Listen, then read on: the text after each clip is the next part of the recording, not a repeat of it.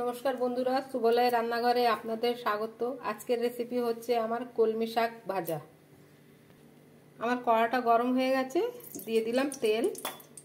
সর্ষের তেল দিচ্ছি, দেবো ফোড়নে একটা শুকনো লঙ্কা, 4 কোয়া রসুন দিলাম। রসুনটাকে আমি একটু থেতলে নিয়েছি। দিয়ে দেবো অল্প কালো জিরে,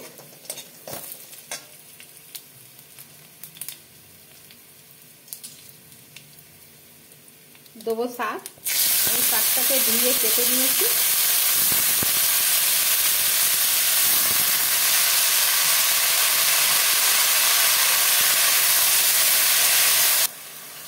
ঢাকনা বন্ধ করে শাকটাকে একটু সেদ্ধ হতে দেব।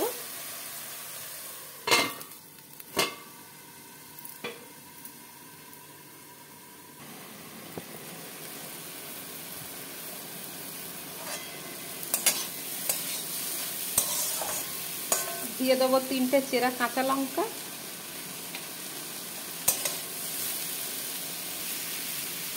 দিয়ে দিলাম আন্দাজ মতো লবণ।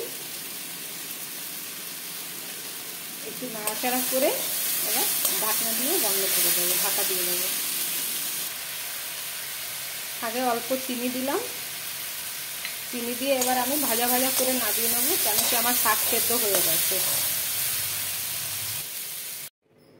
যদি আপনাদের আমার এই ভিডিওটা ভালো লেগে থাকে তাহলে লাইক, কমেন্ট, সাবস্ক্রাইব অবশ্যই করবেন। ধন্যবাদ।